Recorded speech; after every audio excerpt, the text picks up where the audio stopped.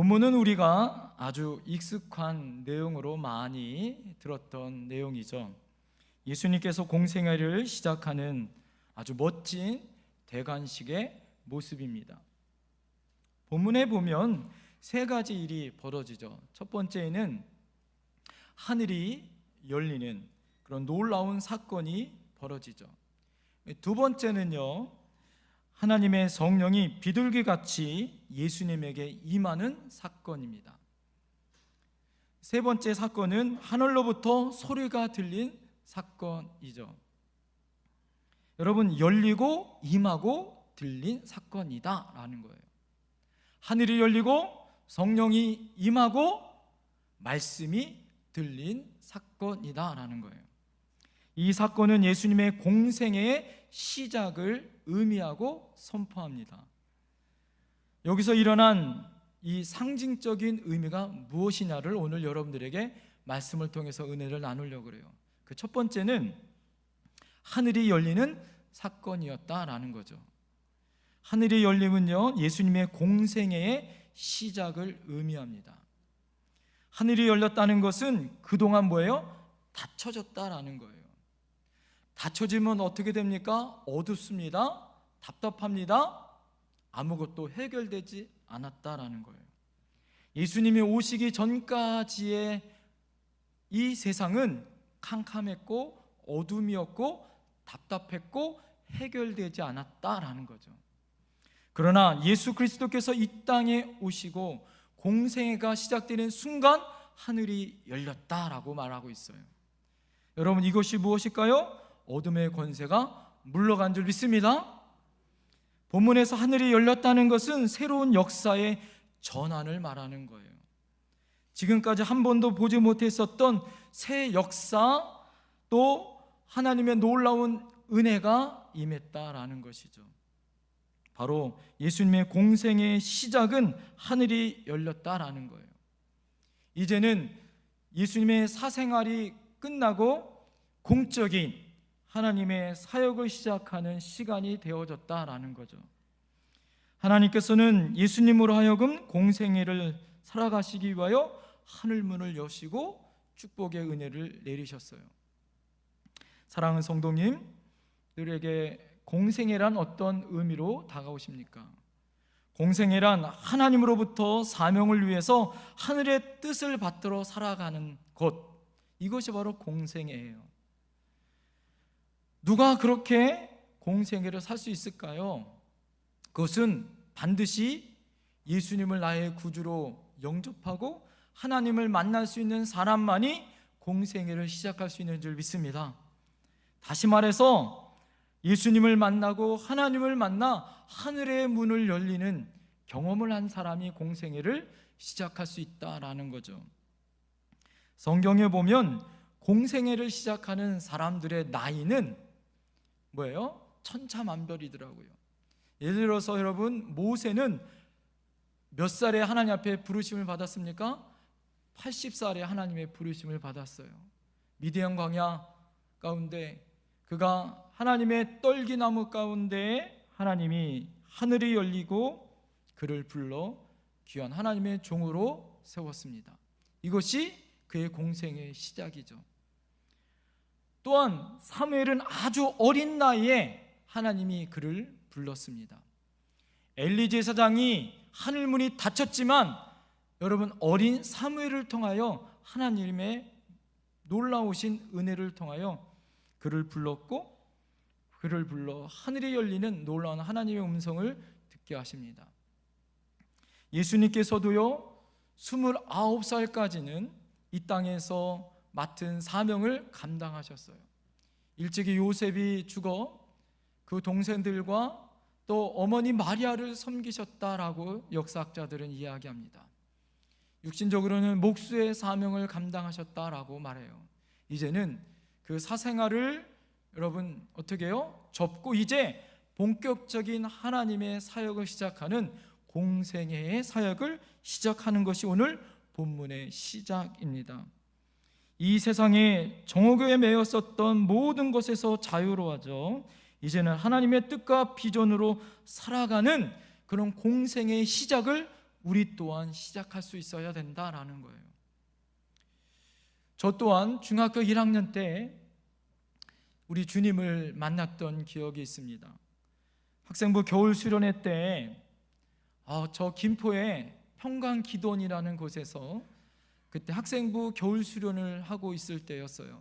저녁 기도회 때 우리 전수사님이 산에 올라가 산기도를 떨어뜨려서 기도를 시켰습니다. 그때 하늘에 놀라우신 은혜를 경험했어요. 환상 중에 십자가를 보았고 십자가를 통해서 방언이 터졌어요.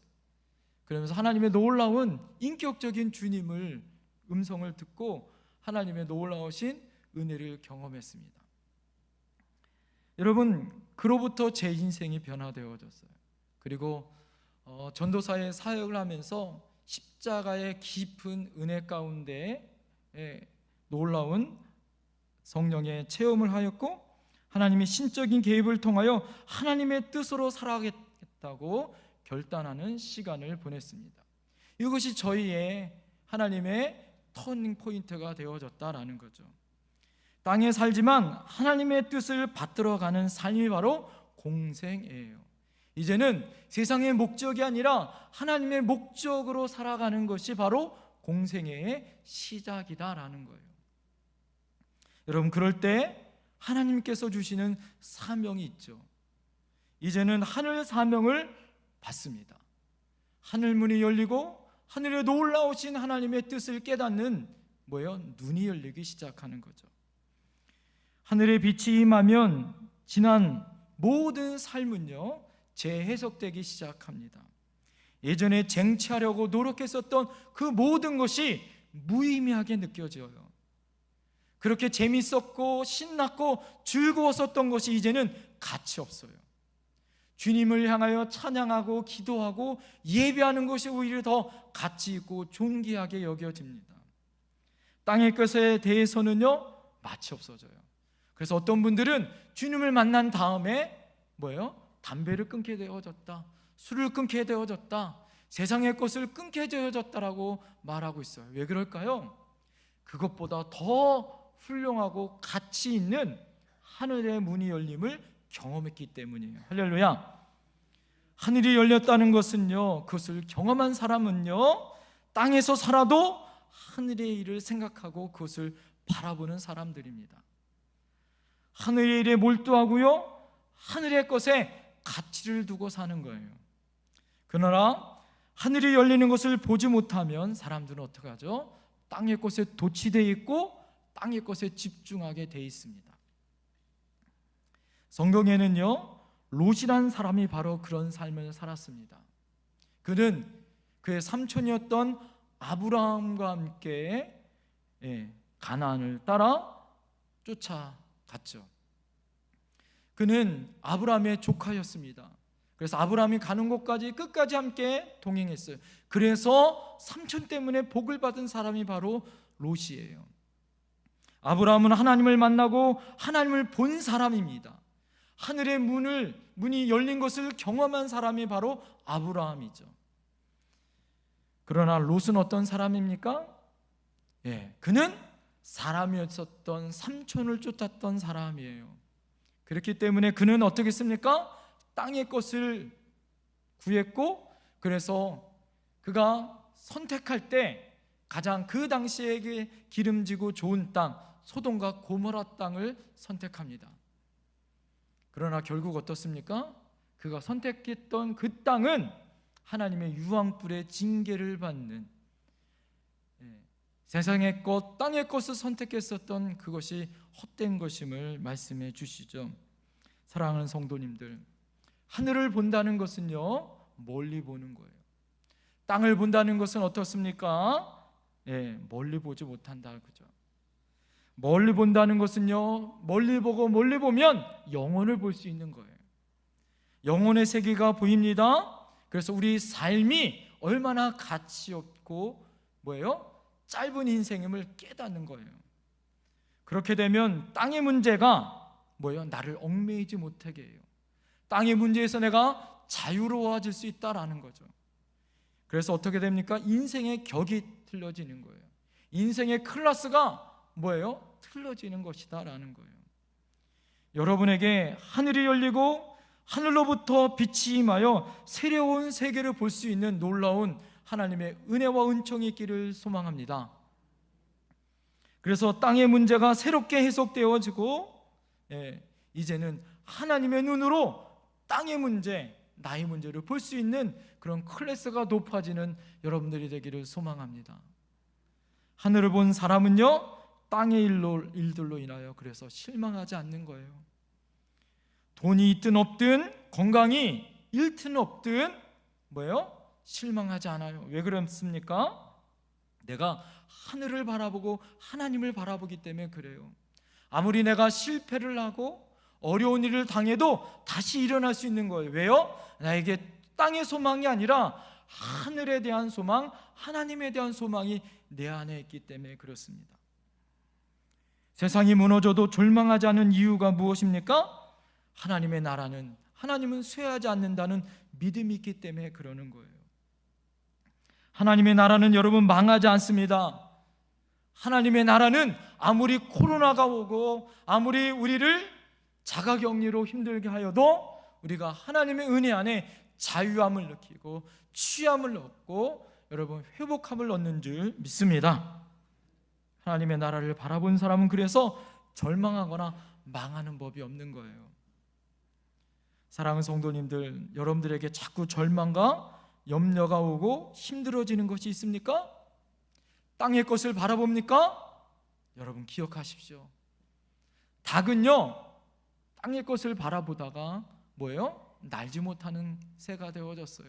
그러나 하늘을 바라보는 독수리는 그 모든 어려움을 뚫고 올라가는 뭐예요? 창공의 왕자가 된 줄 믿습니다. 땅은 변합니다. 무너집니다. 여러분 세상은 변해요. 그러나 우리가 붙잡고 또 우리와 함께 하시는 하나님은 우리와 영원히 함께 하여 주실 줄 믿습니다. 여러분 있어도 되고 없어도 되는 존재가 아니에요. 나는 그렇게 흔들릴 수 있지만 하나님이 나를 붙들고 있어요. 우리 모두 이 세상을 살면서 하나님이 우리에게 주시는 하늘에 열리는 은혜를 경험하셔야 될 줄 믿습니다. 이런 경험은요, 절대 땅의 것에 마음을 뺏기는 사람은 경험할 수 없는 거예요. 우리 안에 하늘이 열리는 놀라운 은혜를 경험하는 그런 저와 여러분들이 되기를 소망합니다. 두 번째 사건은 어떤 사건이었나요? 성령이 비둘기같이 임하는 사건이었습니다.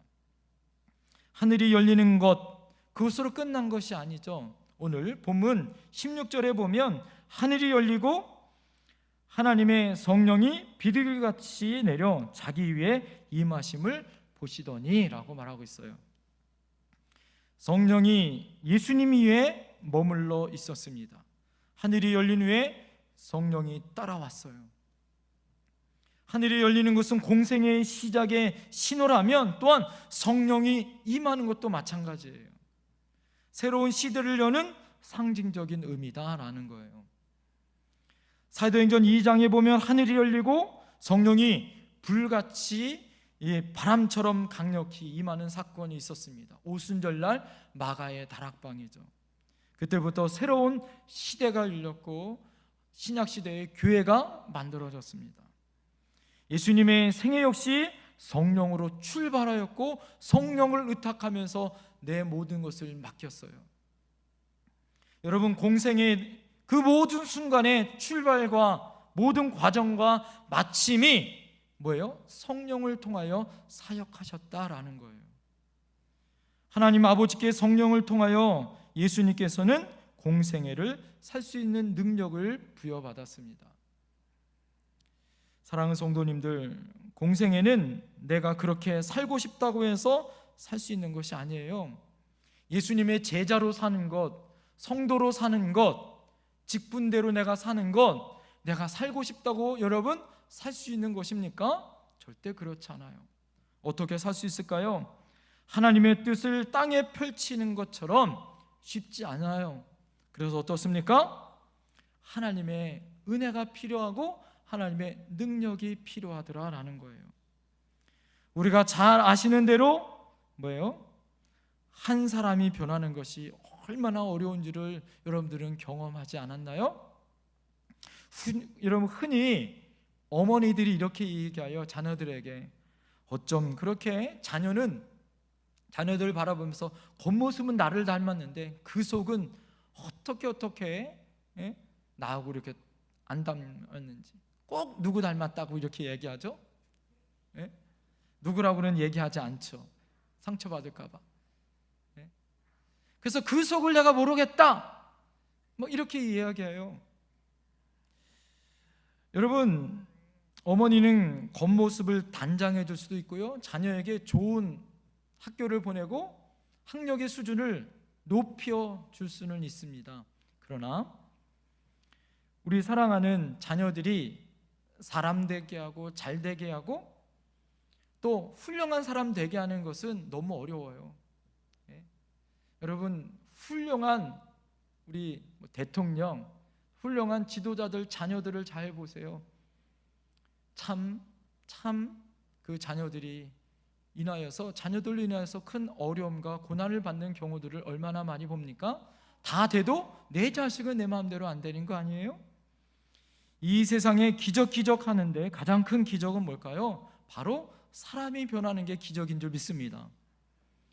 아내가 정성을 들여서 아무리 사랑을 하고 기도를 하고, 여러분, 그렇게 정성을 우리가 한다고 해도 객기 부리는 남편 변화시키는 것만큼 힘든 거 어디 있어요? 정말 사람 바꾸는 것만큼 힘든 것이 어디 있습니까? 저는요, 그런 우리 권사님들 많이 봐요. 목사님, 30년 동안 왼수 같은 남편에 의해서 기도했는데 아직도 멀었습니다. 40년이 지났어요. 아직도 멀었습니다.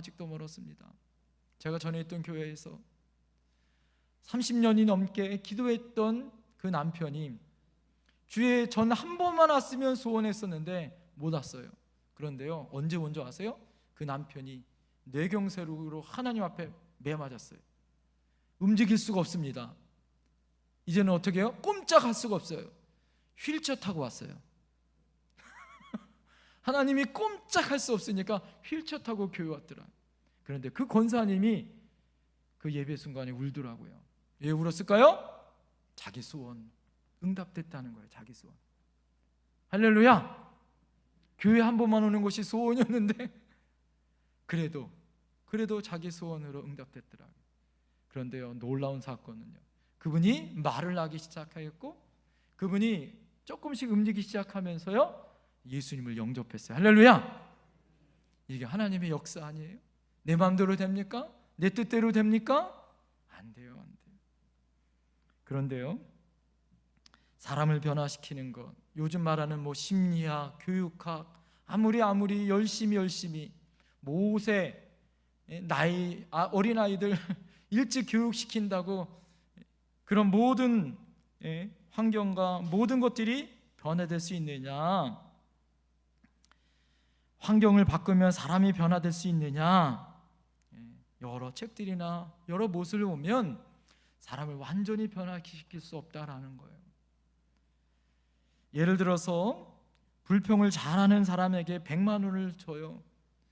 그러면 그 100만 원을 가진 사람이 너무너무 감사하고 또 감격하여 너무 감사하다고 말할 텐데, 그 사람 100만 원을 가진 사람은 뭐라고 할까요? 겨우 이거 주냐고. 1000만 원 가진 사람, 그 사람은 뭐냐고 불평할 거 아니겠냐라는 거예요. 결국 조그만 일에도 감사할 줄 모르는 그런 사람은 어디에도 불평하는 사람이다라는 거죠. 따라서 환경이 그 사람을 바꿔놓는 것이 아니다라는 거예요. 중요한 건 뭘까요? 물리적인 환경이 사람을 바꾸는 것이 아니라, 여러분, 그 어떤 환경이 사람을 변화시키는 것이 아니라, 사람을 변화시키는 것은 여러분 오직 성령이 사람을 변화시킬 줄 믿습니다. 성령으로만 예수 그리스도를 믿는 그 순간 그 사람이 변화되어지고 주님을 닮아가는 여러분 사람으로 바뀔 줄 믿습니다. 예수님을 부인했고 저주했었던 베드로가 어떻게 변화되어졌어요? 부활하신 예수님이 찾아가 그를 용서하여 주셨고, 마가 다락방에 성령의 은혜를 경험한 이후에 그가 어떻습니까? 성전 미문에 앉아있는 안질뱅이를 일으켜요. 애니아라는 중풍병을 고칩니다. 도르가라는 죽었던 그 여인을 살리는 위대한 사도가 되어집니다. 그가 한 번 기도하면 하루아침에 3,000명이 회개하고 5,000명이 회개하고 돌아오는 역사가 나타납니다. 또한 예수님을 믿는 사람을 핍박하고 스데반을 돌로 쳐 죽이려고 했었던 바울 사도는 어떻게 변화되어졌어요? 다메섹 도성에서 성령의 주님을 만난 이후에 그의 인생이 변화되어졌어요.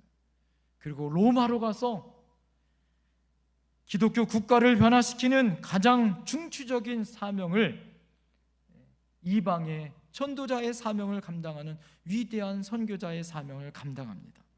여러분, 어떻게 변화되어졌습니까? 오직 성령의 능력으로 변화된 줄 믿습니다. 우리 옆에 분에게 고백했으면 좋겠어요. 당신도 성령으로 변화될 수 있습니다. 할렐루야. 사랑하는 성도님들, 성령의 능력은 오늘 본문을 보니까 위에서 내린다라고요, 임하신다라고 말합니다. 하나님께서 임하신다라는 표현을 여러분 잘 보셔야 되는 거예요. 이것은 뭐예요? 나에게 그런 능력이 없다라는 거예요. 우리에게는 있는 것이 아니다라는 거예요. 세상으로부터 주어지는 것이 아니고 성령의 능력은 하나님으로부터 위에서 임하는 것이다라는 거예요. 우리가 사랑하는 세상에서 접할 수 있는 것이 아닌 전혀 다른 능력이다라는 것입니다. 왜 그런 능력이 필요할까요? 하나님의 능력이 여러분 없다면 우리는 이 세상에서 살 수 없는 존재라는 것이에요. 그래서 성령의 능력이 필요합니다.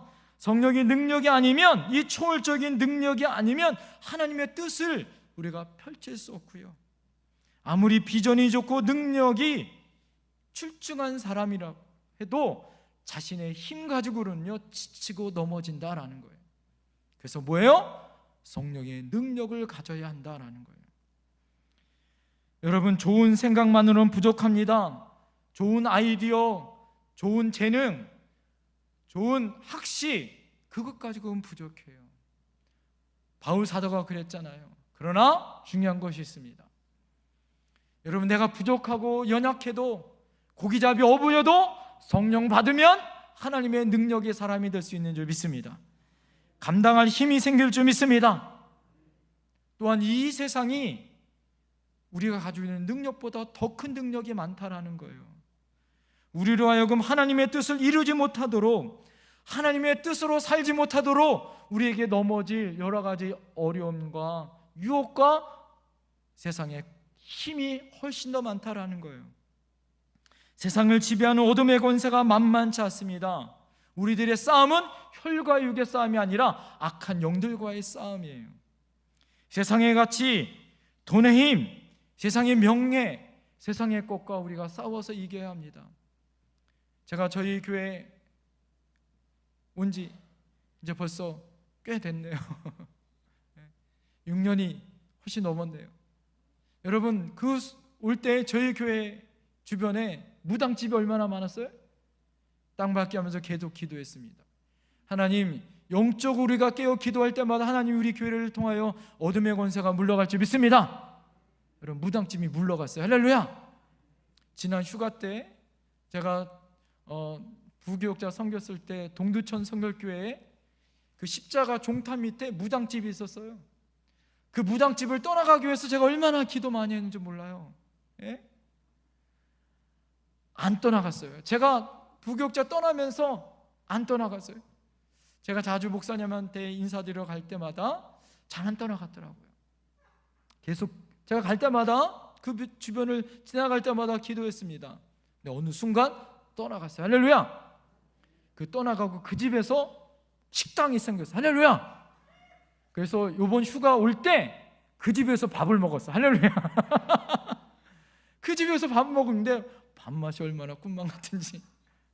여러분, 기도하면 하나님이 우리의 모든 역사 가운데 새롭게 해주실 줄 믿습니다. 새로운 역사는요 그냥 이루어지는 것이 아니에요. 인간의 힘으로 되는 것이 아닙니다. 새로운 역사는요 이 세상의 어둠의 권세와 싸워 이기는 것입니다. 여러분, 아무리 사람이 1만 명이 있고 1000명이 있고 100명이 있다고 역사가 이루어지는 것이 아니에요. 지혜가 많고 학력이 높다고 역사가 이루어지는 것이 아닙니다. 새 역사가 이루어지는 것은 뭐예요? 단 한 사람만 있어도, 성령을 받은 한 사람만 있어도 이 세상은 뒤집어질 수 있는 줄 믿습니다. 존 낙스가 이렇게 얘기했어요. 기도하는 한 사람이 한 민족보다 더 위대하다. 여러분, 저희 올해의 주제의 말씀이 뭐예요? 그 작은 자가 1000명을 이루고 그 약한 자가 강국을 이룰 것이다. 할렐루야. 여러분 한 사람을 통하여 여러분 가정이 변화되어지고, 여러분이 가지고 있는 직장이 변화되어지고, 이 나라와 민족이 변화될 줄 믿습니다. 그러기 위해서 성령의 능력이 필요하다라는 거예요. 제가 목회하면서 실감하는 것이 있어요. 여러분, 성령 받지 않는 사람 1000명 100명 소용없더라는 거예요. 성령 받은 사람 한 사람만 있어도 그 사람과 함께 하나님의 능력을 행할 수 있다는 것을 너무너무 경험합니다. 여러분, 우리 교회가 이런 교회가 됐으면 좋겠어요. 할렐루야. 성령의 능력으로 이 나라와 열방을 변화시킬 수 있는 교회. 스가랴서 4장 6절에 힘으로 되지 아니하고 능력으로 되지 아니하고 오직 나의 영으로 되느니라. 할렐루야. 예수님의 공생애를 시작하셨을 때 성령이 임했습니다. 사도행전에 성령이 임했을 때 예수님의 제자들이 하나님의 능력으로 그 사역을 감당했어요. 달력 한 장 넘어간다고 새 역사가 이루어지지 않습니다. 사람이 많이 모인다고 새 역사가 이루어지는 것이 아니에요. 프로그램이 바뀐다고 새 역사가 이루어지는 것이 아닙니다. 교회를 여기에서 다른 곳으로 옮긴다고 새 역사가 이루어지는 것이 아니에요. 내가 성령 받아야, 내 가정이 성령 받아야, 내가 있는 그곳이 성령 받아야 변화될 줄 믿습니다. 새 역사가 임할 줄 믿습니다. 사랑하는 성도님들, 성령 받아야 하는 거예요. 그 성령 받을 때 하나님의 역사가 임할 줄 믿습니다. 마지막 세 번째, 하늘로부터 음성이 들린 사건이 있었어요. 17절을 보세요. 하늘로부터 소리가 있어 말씀하시되 이는 내 사랑하는 아들이요 내 기뻐하는 자라 하시니라. 하늘로부터 하나님의 음성이 들렸습니다. 여러분, 하나님의 백성은 누구의 음성을 들어야 됩니까? 하나님의 음성을 들어야 하는 거예요. 이 세상에 수없이 많은 소리들과 뉴스들이 들립니다. 여러분들, 일어나면 제일 먼저 무엇을 하시나요? 예수님께서는 내 양은 내 음성을 들으며 나는 그들을 알며 그들은 나를 따르느니라 라고 얘기해요. 양은 내 음성을 듣는다라고 얘기해요. 하나님의 백성은 하늘 소리를 들어야 하고 주님의 백성이 음성을 듣는 것이 우리 매일의 삶이 되어야 되는 거예요. 하나님의 백성, 세상 사람들의 구별은 뭘까요? 세상 사람들은요, 세상의 방법, 세상의 성공, 세상의 뉴스에 관심이 많아요. 그러나 우리는 하나님의 복음, 하나님의 음성을 듣는 것이 우리의 첫 번째가 되어야 된다는 거예요. 이것이 얼마나 중요합니까? 예수님이 공생의 시작은 하늘문이 열렸고 성령이 임했고 하나님의 음성이 들렸어요. 어떤 음성이 들렸습니까? 이는 내 사랑하는 아들이요 내 기뻐하는 자라라는 하나님의 음성이 들렸어요. 여러분, 이 대목이 저는 너무 감동적이더라고요. 왜 그럴까요? 여러분, 이 음성은 예수님이 어떤 존재인가, 자기의 정체성을 하나님께서 정확하게 말씀해 주신 거예요. 여러분, 우리가 왜 힘들고 어려워요? 왜 지칩니까? 왜 그럴까요? 내가 어떤 존재인지 몰라요. 제가 어렸을 때 우리 어머니한테 물어봤어요. 어머니, 저희 어머니는 정말 누구입니까? 왜 그랬을까요? 우리 어머니 아버지가 가끔 가다가 너는 주워 왔어 이렇게 얘기했거든요. 그래서 제가 언젠가 심각하게 우리 어머니한테 어머니, 저희 어머니는 정말 누구입니까? 물어본 적 있어요. 그럴 때 정체성이 흔들리는 거예요. 진짜 정체성이 흔들리지 않는 것은 뭐예요? 내가 그분의 아들이라는 그런 확고한 정체성이 있을 때 흔들리지 않는 거예요. 여러분은 누구예요? 하나님의 자녀, 하나님의 아들, 하나님의 딸이에요. 할렐루야! 여러분은 하나님의 기뻐하는 자녀임을 믿으시길 바랍니다. 마귀가 하는 일은 그럼 뭘까요? 아까 말한 것처럼 너는 주워 왔어, 이 말을 하는 거예요. 너는 하나님의 자녀가 아니야 라는 정체성을 흔들리게 해요. 너는 성도가 아니야, 버림받았어, 정죄합니다. 여러분 잘 생각해 보세요. 우리가 왜 힘드는가? 내가 어떤 존재인지를 몰랄 때 힘드는 거예요. 내가 하나님의 자녀인데 하나님의 자녀답게 못 살 때 내가 흔들리는 거예요. 내가 정말 누구인지 모를 때 지치고 넘어지는 거예요. 여러분 그래서 어떻습니까? 다른 사람 눈치 봐요? 세상의 풍조를 따라갑니다. 그래서 세상의 사람들의 소리에 귀를 기울이는 거예요. 그것이 무엇이 성공이라고 하면 그것 따라가고, 이것이 즐겁다고 하면 그것 따라갑니다. 쓸데없는 데에 귀 기울여요. 쓸데없는 진리에 이것이 비밀이고 진리다라면 이단으로 쫓아가는 거예요.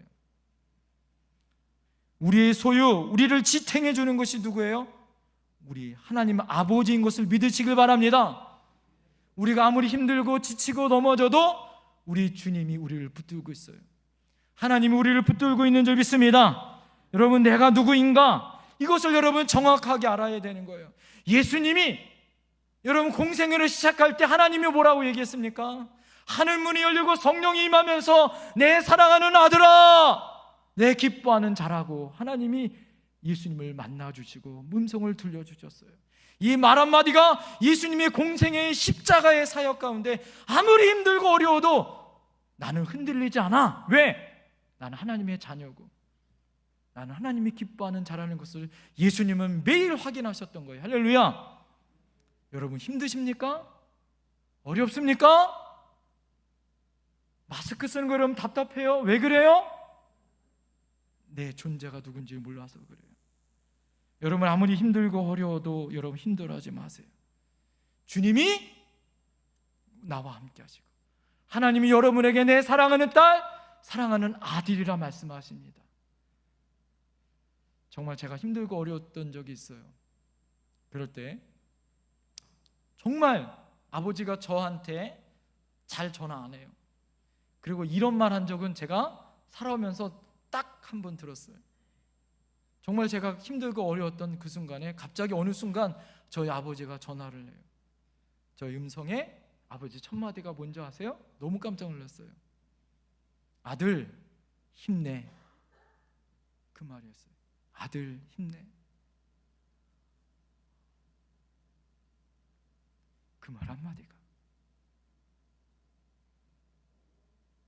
그 한마디 때문에 제가 너무 힘들고 어려웠던 모든 나의 시름이 눈 녹듯이 없어졌어요. 아, 그렇지, 나한테는 아버지가 있지. 여러분 힘드세요? 어려우세요? 우리 아버지가 있어요. 그 아버지가 오늘 여러분에게 말씀하십니다. 너는 내 아들이요 딸이고 내 기뻐하는 자라고. 기도하겠습니다.